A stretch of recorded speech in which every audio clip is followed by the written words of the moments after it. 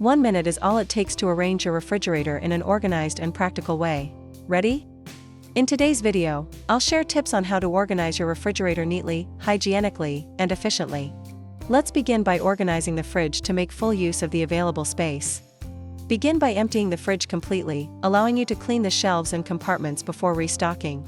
Wipe the shelves and compartments with a damp cloth to get rid of food stains, followed by a dry cloth to finish. Now you can return the items to the fridge. One of the easiest and most cost-effective ways to tidy up a messy vegetable drawer is by using the paper bags you usually get from the market or supermarket. This method is very simple. Just trim the top of the bag, fold the edges inward to your desired height, and you'll have a sturdy paper bin that fits perfectly in your fridge. Folding the edges not only strengthens the bag but also gives it a neat, professional look. After that, place them into the vegetable drawer of the refrigerator. Moreover, since paper bags come in multiple sizes, you can select the right size, from large to small, to optimize storage. Another way to keep your fridge organized is to repurpose large milk cartons instead of throwing them away. They can become storage trays or even pull-out trays. First, rinse the milk carton thoroughly with water to remove any remaining milk, then let it drain until completely dry. Next, take a utility knife and cut the carton lengthwise along one line to make 2 equal halves. You can use them as 2 separate trays, or for maximum storage, trim the ends and join 2 cartons together, securing the sides with paper clips. The great thing is that you can adjust the size of the box by expanding or folding it, making it perfect for holding small milk cartons, juice boxes, jam jars, or small cans. Take advantage of those very paper cups and paper clips. There's space for small items like cookies, sausages, and tea, keeping everything neatly separated so nothing rolls around or gets lost like before. Additionally, items such as spice jars or milk with downward-facing caps, which are prone to spilling, can be stabilized using office binder clips. Attach the binder clip to the wall of the fridge shelf, then clip small tubes like condensed milk or mustard. This keeps them secure, prevents tipping when the fridge is opened, and places them in a visible, easy-to-grab spot. Many households face the problem of big bottles placed on the door easily tipping or falling whenever the door is used. I solve this by cutting a piece of cardboard from a shipping box and placing it along the fridge door. It acts as a barrier, keeping the bottles upright and preventing them from tipping. Not only that, but spice jars and seed bags are often needed in daily use. To organize them neatly and make them visible, simply cut off the first 2 rows of an egg carton with a utility knife, and you instantly have a spice rack. For the plastic bottle, cut off the top and keep only about 1/3 of the bottom to use as a container for seeds. Once done, arrange them on the shelf inside the refrigerator door. Then arrange each spice jar into the egg carton. With this setup, all items are tidy, visible, and can be taken out instantly when needed. Additionally, there's one common situation in almost every fridge: storing half-used foods wrapped to preserve fruits, vegetables, and snacks. You can repurpose plastic containers, an old cake tray, or a small basket to hold all these items and place it on the middle shelf at eye level, the most visible spot when opening the fridge. This approach ensures food is consumed promptly, reduces waste, and keeps the refrigerator tidy and well organized. There were still bunches of herbs left scattered. You can extend their freshness and at the same time save a significant amount of fridge space. Start with celery by washing it thoroughly to remove any remaining dirt, then cut off the roots, keeping only the stalks and leaves. Afterward, prepare several sheets of dry paper and roll them into cylinders. Next, place it inside a Ziploc bag, seal securely, fold any extra plastic neatly, and it's ready. For cilantro, simply prepare half a cup of clean water and place the cilantro in it so that the roots are submerged. Next, cover the top of the cup with a small plastic bag to retain moisture, then place it in the fridge, neat and easy to see. With these little tricks, you'll feel confident getting herbs ready in advance for your family's meals. Keeping the refrigerator tidy and more organized. Get a plastic container and organize breakfast items such as yogurt, bread, and unsalted butter neatly within it. Next, take advantage of plastic file trays to better organize your fridge space. Simply turn the tray on its side, place it in the corner of the first shelf, and then stack another tray on top. This helps make use of even the empty spaces that are often wasted in the corners or along the sides of the fridge. Finally, for leftover seasoning packets, it's simple: just use a storage rack with dividers. The seasoning packets can be stored upright. Finally, place them neatly on the bottom shelf, and your fridge will instantly look neat and organized. This method not only keeps your refrigerator clean and tidy but also saves time, money, and prevents food waste. If you found these tips helpful, don't forget to like, share with friends, and leave a comment about which tips you've tried. Subscribe and follow the channel to explore more tips that help your kitchen work and daily life become more convenient, neat, and enjoyable. There are different ways to clean clams. Some people use oil, and some use salt. In fact, these methods don't really work. Today, I'm going to show you 3 effective ways to make clams release sand quickly. The first method is to use white wine. Start by placing the clams in a basin. Then we add 1 or 2 cups of white wine. Then add a little water to cover the clams. Stir thoroughly to dissolve the wine, and keep stirring briefly to let the clams scrape against one another.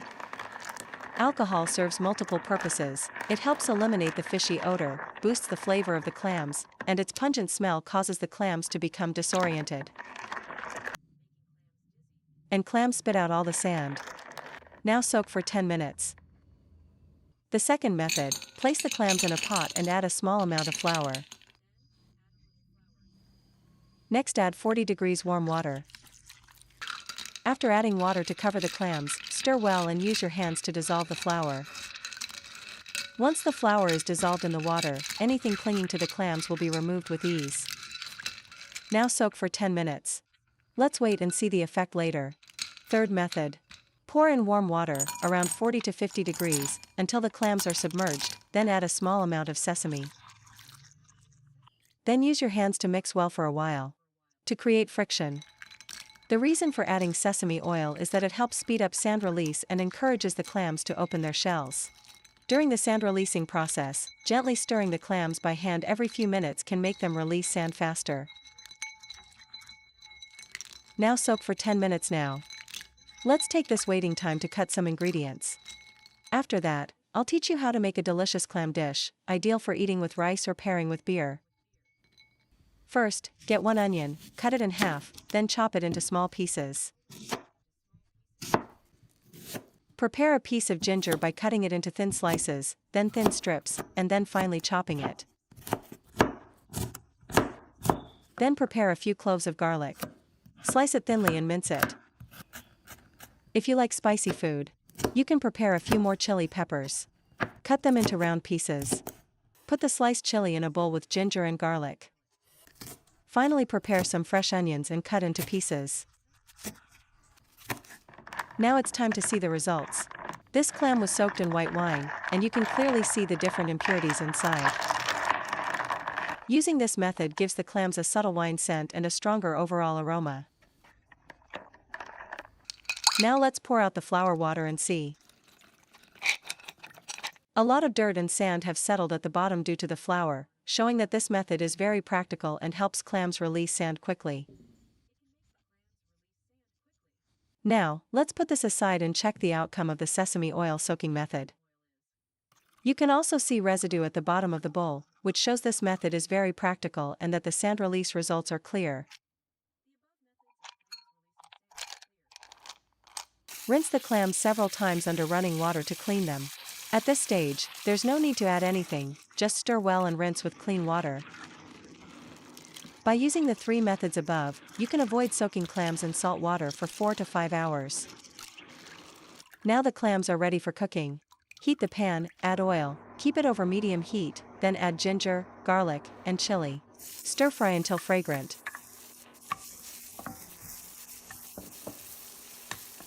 Now add clams, stir quickly and evenly.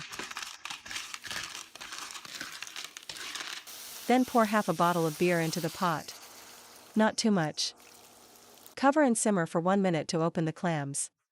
If you enjoy eating clams and have some time, you can try this at home. The stir-fried clams are delicious. Now add the onions and stir well. Next we add half a bowl of starch water. And continue to stir fry. This allows the sauce to fully soak into the clams, making them more delicious and flavorful. Finally, add the green onions and stir well. The spicy stir-fried clams are ready. Put it on a plate and enjoy. Spicy stir-fried clams, made with this method, are fresh and delicious. No fishy smell, guaranteed to be completely sand-free.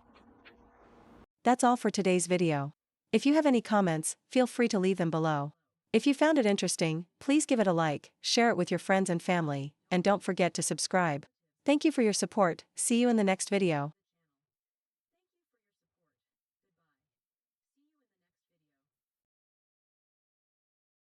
Keeping those fruit foam wraps can actually save you a lot of money every year. Usually, what do you do with it? What seems like a useless foam net is actually a valuable item that can fix countless problems around the house. Method 1: Preventing the cutting board from slipping. While cooking, I'm sure everyone has experienced their cutting board constantly slipping when cutting vegetables, fruit, or especially meat. The solution couldn't be simpler: just put those fruit foam wraps to use. All you need to do is raise the cutting board and put one or more foam wraps under it. You'll notice the difference right away. The board stays firmly in place, with no slipping even when you press hard or chop forcefully. With just one small foam net that seemed useless, I made my cutting board safer, more stable, and much more convenient. Method 2: Make a heat-resistant handle for bowls.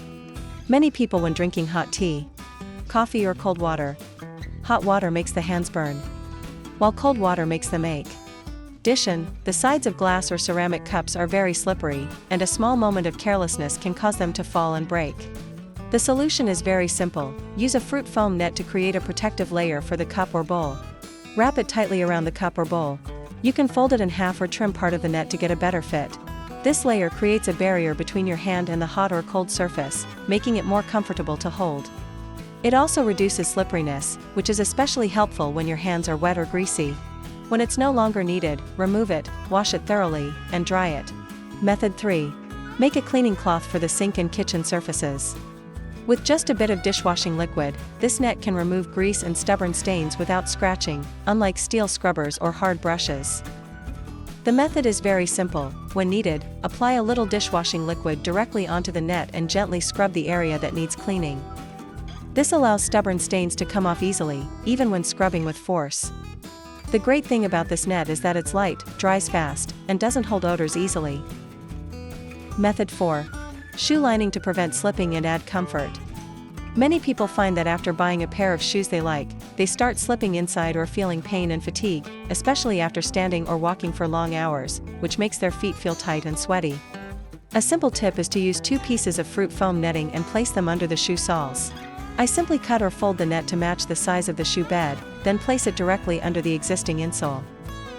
The soft, elastic sponge material reduces pressure on the heels and toes during long periods of standing, while the small holes improve airflow, reducing sweat and keeping feet dry and comfortable, which reduces the risk of blisters. This is a quick and inexpensive solution. Method 5: Protecting glass cups during transport. I choose a foam net of the right size and gently wrap it around the entire glass cup. For taller cups or cups with handles, I simply fold the net in half or add another piece for extra protection. It helps lower the chance of cracking or breaking when the item is dropped or knocked. With the soft, elastic padding of the net, the glass cups won't hit each other or the sides of the box, reducing the risk of chipping or breaking during transport. Method 6: Line the soap dish to keep it dry. One reason soap bars become mushy, wear down quickly, and lose their shape is that water pools in the dish after use.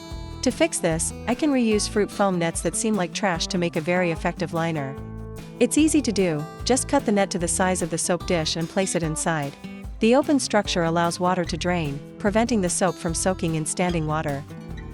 This is a smart way to repurpose them. It's both convenient and environmentally friendly, turning those seemingly useless fruit foam nets into something useful. These methods not only save money and make full use of what you already have, but also help reduce waste and protect the environment. Try them today and enjoy the convenience they bring to everyday life. If you found these tips helpful, don't forget to like, share with friends and family, and follow the channel for more easy, money-saving home tips. Fix Home Fast thanks you and looks forward to seeing you again tomorrow. Don't leave your belt lying around like this anymore. A handy tip for tidying up your belt straps. Take the end of the strap and thread it through the buckle. Drag it closer to reduce its size. Right from the bottom of the belt, roll it up. Wrap until all the excess string is used up. Next, place the newly wrapped loop inside the original larger loop. This way you can make it neater without leaving creases or wrinkles. Do the same with your belts. Now you can store it in your wardrobe or on a shelf without worrying about losing it. Do you see this mess? Stop the clutter and try reusing things you consider useless.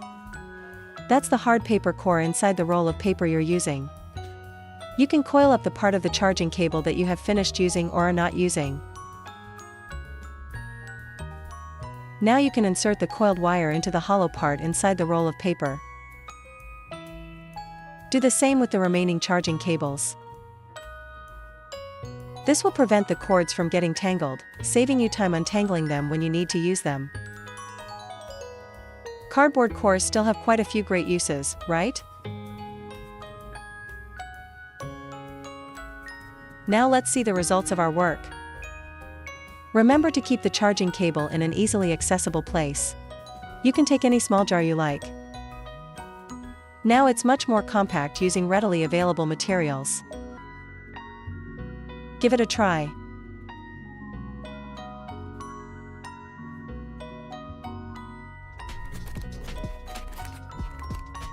How do you store the leftover packaged food that you only use a little of? Let's use this bag of popcorn as an example. You take some to pop and have plenty left over to use for the next meal. I will show you how to store it after you use it. With the item you use most often, that's a hair clip. That's right. Besides its primary use, it can also be used for many other purposes. Returning to the food packaging, fold the opening of the bag shut to create an airtight seal and prevent air from entering. Use bobby pins to secure the folded sections of the food package. Use 2 or more to make it more airtight. And that's how you can easily preserve food without worrying about it getting soggy. You can do the same with many other types of products or pouches for storage. Convenient, isn't it? And the item is so familiar to you.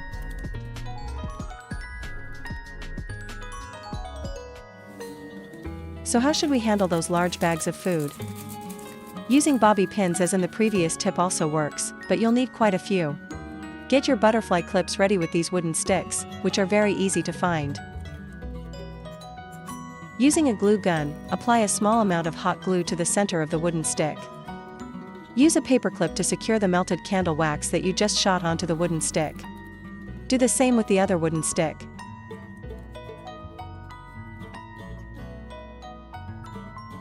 And so we have a simple and economical large-sized clamp. Returning to the food packaging, fold down the opening to prevent air from getting in. Take the clip you just made and clip it onto the newly folded opening of the bag. It's much simpler and more convenient, isn't it? With just one clamp, you can preserve food without fear of spillage or souring. You can use it for many different food bags to preserve them. With just a simple, inexpensive handmade hair clip.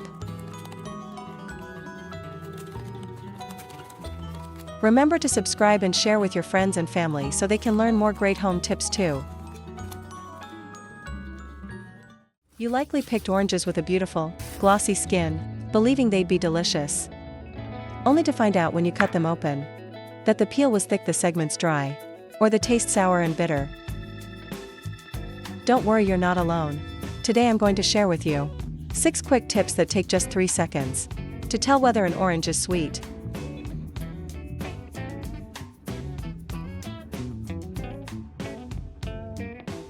Oranges with smooth uniform yellow skin are usually naturally ripened on the tree, juiciness and have a distinct fragrance.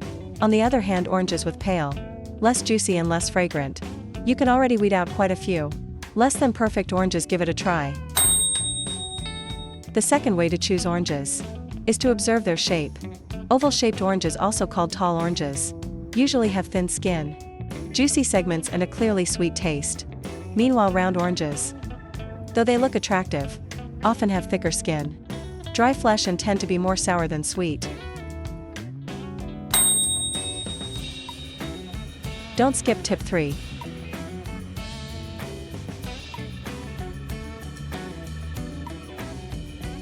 Oranges can be divided into 2 types. Male and female. Male oranges have a small, closed and uncracked navel. They tend to be sweeter, juicier and don't have baby oranges inside. The nutrients are all focused in the flesh. On the other hand, female oranges have a large, deep or cracked navel, usually less juicy, bland and drier. But incredibly effective, isn't it?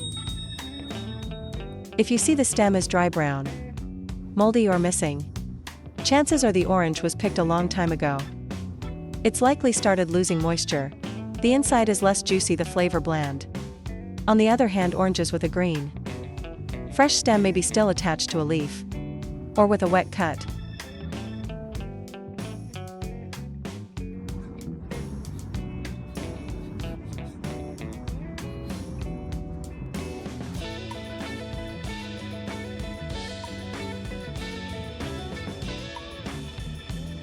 Instead of just using your eyes, use your hands to check the orange. First, pick 2 oranges of similar size to compare. The heavier orange usually means it holds more water. That also means the orange will taste sweeter and have higher nutritional value.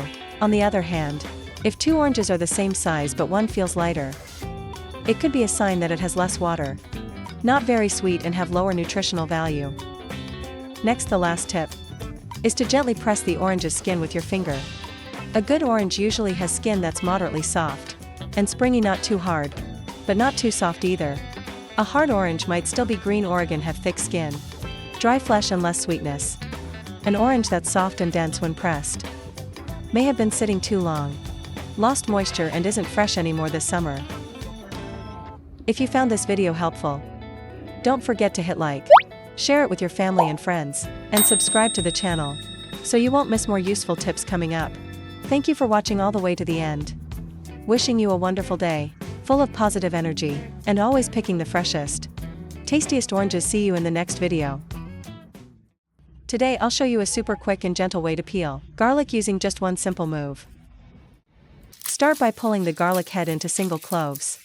Simply give the entire bulb a gentle twist. The cloves will naturally come apart without much effort.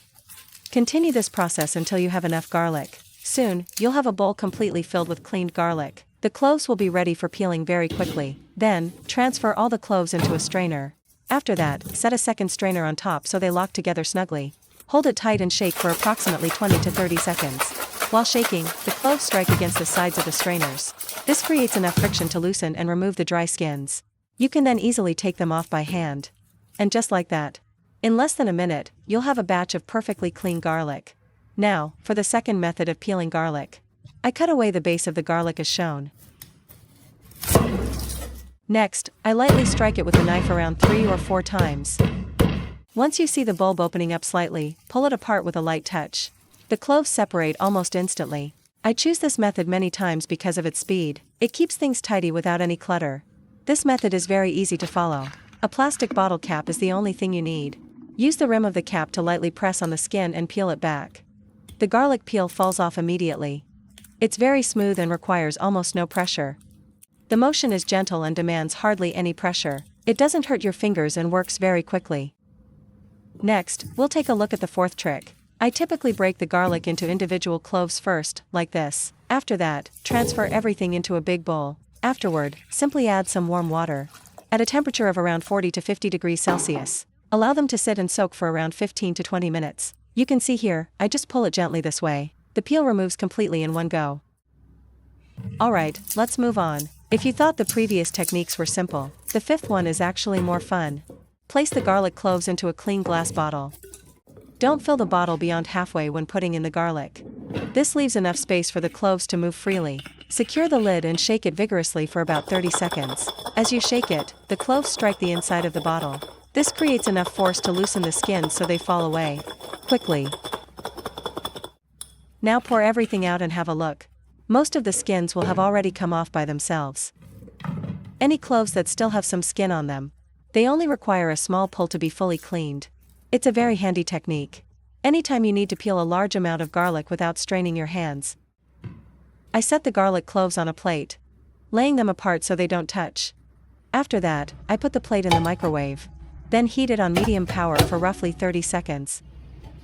Once it's out, simply give each clove a gentle squeeze or pull.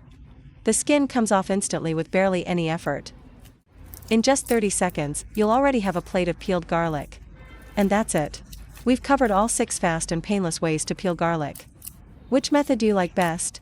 Share it in the comments if you know an even better trick. Feel free to post it, I'd be happy to learn from your experience too. Thank you so much for watching all the way through. If you found the content helpful, don't forget to like and share it with your family and friends. Make sure to subscribe to stay updated on future tips. Friends who like to eat 60 flowers. Today I will teach you the correct way to spit sand madly. Simple but effective. Then we add more water. Then stir it lightly with chopsticks or hands. Let it sit for 15 minutes. What about this time? Let's prepare some side dishes. An onion. Cut in half and take half. Cut into small pieces. Another piece of ginger. Cut into shredded ginger. 2 shallots. Scallion white and scallion leaves cut separately. Take a pat of garlic. Chop into minced garlic. Friends who like spicy food, remember. Have some millet peppers. Open the flour 60 and see. Originally clear basin floor. Now a thick layer of sediment has formed. There's cloudy liquid. This fully demonstrates Baijiu is very effective in making the flour 60 spit sand. Look at the sediment collected in the basin. We need to further clean the flour 60. Prepare a clean pot after removing the flour 60. Then add a little flour to the flour 60. Add warm water at 40 to 50 degrees into it. What about this temperature? It can make the flour function better. Then put your hand into the basin. Let the flour come into full contact with the flour 60. We took the 60 again. Put it in the basin again. Add enough water to the basin. Then add a few drops of cooking oil to the water. Then mix well. Make these oil droplets. Slowly spread across the water. This is the key process in the process of spitting sand. After mixing, put the basin aside.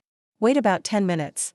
In the process, the sediment hidden in their bodies, it was quickly spit out. Let's see. A fine layer of sediment settles on the bottom of the basin. The flour stands have also become cleaner. I'm ready for the follow-up cooking. Now we rinse it with running water. It can be used to cook delicious food. Burn oil in a pan. Add ginger, garlic and millet pepper and stir-fry until fragrant. Add a bowl of hot pot base. Fried red oil. After frying the fragrance, the washed and treated flour 60. Pour it into the pot. At this moment, there was an instant crackling sound in the pot. Quick stir-fry. Let each flour 60 be heated evenly.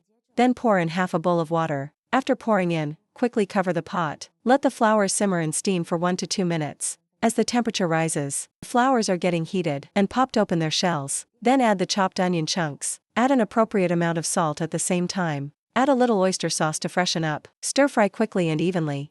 Let the onion and the nail blend with each other. Let the fragrance of the onion gradually penetrate into the nail meat. Then pour in a little water starch. The color is so rich that it seems to be able to drip juice. Look at this red and attractive color. Smell this spicy smell. Is your saliva already flowing? Don't hesitate any longer. Just give it a try. Don't forget to subscribe to my channel. Continue to share more life tips in the next issue.